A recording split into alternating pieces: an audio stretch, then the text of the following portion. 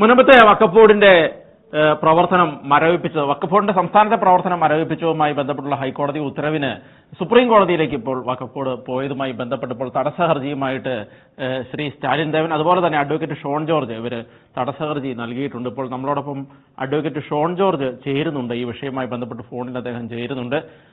ഇപ്പോൾ സുപ്രീം കോടതിയിലേക്ക് ഈ കേസ് എത്തുമ്പോൾ തടസ്സ ഹർജിയുമായിട്ട് പോകുമ്പോൾ എന്തൊക്കെ കാര്യങ്ങളാണ് പ്രതീക്ഷിക്കുന്നത്?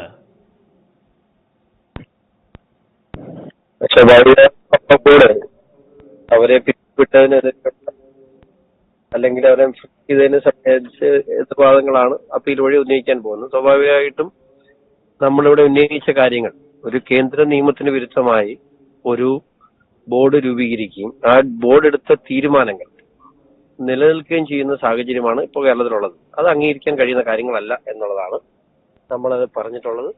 തീർച്ചയായിട്ടും കോടതിയിൽ നമ്മുടെ വാദം നമുക്ക് കൃത്യമായി അവതരിപ്പിക്കാൻ കഴിയുമെന്നാണ് എന്റെ വിശ്വാസം. മറ്റൊരു കാര്യം, ഈ ഹർജിയുമായി സുപ്രീം കോടതിയിലേക്ക് പോകുമ്പോൾ ഹൈക്കോടതി പറഞ്ഞ കാര്യങ്ങൾ അപ്പോഴും നിലനിൽക്കുന്നുണ്ടല്ലോ. കാരണം ഈ കാര്യങ്ങളെല്ലാം തെളിയിക്കപ്പെട്ടതുകൊണ്ടാണല്ലോ ഹൈക്കോടതി ഇത്തരത്തിലുള്ള ഒരു തീരുമാനത്തിലേക്ക് എത്തിയത്. അപ്പോൾ ഇവർ സുപ്രീം കോടതിയിലേക്ക് പോകുമ്പോൾ തീർച്ചയായിട്ടും എന്ത് മാറ്റമായിരിക്കും പ്രതീക്ഷിക്കുന്നത്? അല്ലല്ല, ഇതിപ്പോ തമിഴ്നാട്ടില് സമാനമായിട്ട് ഈ വഖഫ് ബോർഡിനെ പിരിച്ചുവിട്ടുകൊണ്ടുള്ളത് മദ്രാസ് ഹൈക്കോടതി വിധിയുണ്ട്. അതിന് സുപ്രീം കോടതിയിൽ നിന്നും ഒരു സ്റ്റേ ലഭിച്ചിട്ടുണ്ട്. ആ സ്റ്റേ ലഭിച്ച പശ്ചാത്തലത്തിൽ ഇതിനും സ്റ്റേ ലഭിക്കുമെന്നുള്ള പ്രതീക്ഷയിലാണ് ഇപ്പോൾ വഖഫ് ബോർഡും ഇതര കക്ഷികളും ഇതുമായി ബന്ധപ്പെട്ട് സുപ്രീം കോടതിയെ സമീപിച്ചിട്ടുള്ളത്. പക്ഷേ ഈ രണ്ട് കേസാണ്. അതുകൊണ്ട് തന്നെ ഇതൊരിക്കലും നിലനിൽക്കില്ല എന്നുള്ള കാര്യത്തിൽ എനിക്ക് സംശയമൊന്നുമില്ല. ഉചിതമായ തീരുമാനം ഉണ്ടാകും. അത് മാത്രമല്ല, ഒരു സെൻട്രൽ ആക്ടിന് വിരുദ്ധമായി എങ്ങനെയാണ് ഇത്തരത്തിലുള്ളൊരു ബോർഡ് രൂപീകരിക്കാൻ കഴിയുക? അതുകൊണ്ട് തന്നെ ഈ കേസിൽ അന്തിമ വിജയം അത് കോടതിയുടെ ഏറ്റക്കുറച്ചിലുള്ളത് നിങ്ങൾക്കറിയാം. കോടതിയുടെ പരാമർശങ്ങൾ ഉണ്ടാകാം. ഇതൊക്കെ ശരിയാണെങ്കിലും ഭാവിയിൽ ഇതിന്റെ അന്തിമ വിജയം എന്നും നമ്മൾക്കൊപ്പം ആയിരിക്കും എന്നുള്ള കാര്യത്തിൽ എനിക്കത് സംശയം. മറ്റൊരു കാര്യം, ഇത് സംസ്ഥാന സർക്കാരിനും അറിയുന്ന കാര്യങ്ങളല്ലേ? സംസ്ഥാന സർക്കാർ അന്നേരം എന്തെങ്കിലും കാര്യങ്ങൾ ഇതുമായിട്ട് ബന്ധപ്പെട്ട് മുന്നോട്ട് നീക്കിയിരുന്നോ? സംസ്ഥാന സർക്കാർ പറയുന്നത് എന്താ, ഇത് ഞങ്ങൾ അനുഭാവപൂർവ്വം പരിഗണിക്കും, ആലോചിക്കും എന്നാണ് ഞങ്ങൾ പറഞ്ഞത്. ആലോചിക്കും എന്നല്ല പറഞ്ഞത്. സെക്ഷൻ 14 അനുസരിച്ച് വഖഫ് ബോർഡിന്റെ ആക്ട് അനുസരിച്ചുള്ള മെമ്പർമാരുടെ ക്വാളിഫിക്കേഷൻസ് അനുസരിച്ച് നിയമിക്കും. ഫുള്ളി ആ സെക്ഷൻ 14 കംപ്ലൈ ചെയ്യുമെന്ന് തന്നെയാണ് ഇവർ പറഞ്ഞിട്ടുള്ളത്. പക്ഷെ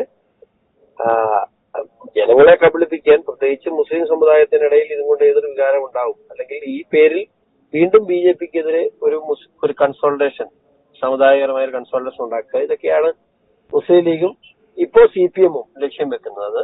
കുറെ കാലമൊക്കെ അത് ഇതേ പ്രചരണങ്ങൾ നടത്തി വിജയിച്ചവരാണ്. പക്ഷെ ഒത്തിരി കാലങ്ങൾ ഇത് വിജയിപ്പിക്കാൻ കഴിയില്ല. BJPയെ വർഗീയ പാർട്ടി എന്ന് പറയുന്നവർ വർഗീയത പറഞ്ഞ് മാത്രം വോട്ട് പിടിക്കുന്ന പാർട്ടികളായി ഇവിടുത്തെ കോൺഗ്രസും CPM-ഉം മാറുന്നു എന്നുള്ളതാണ്. അത് കൃത്യമായി ജനങ്ങൾക്ക് ബോധ്യപ്പെടുന്ന സാഹചര്യം ഉണ്ടാവും.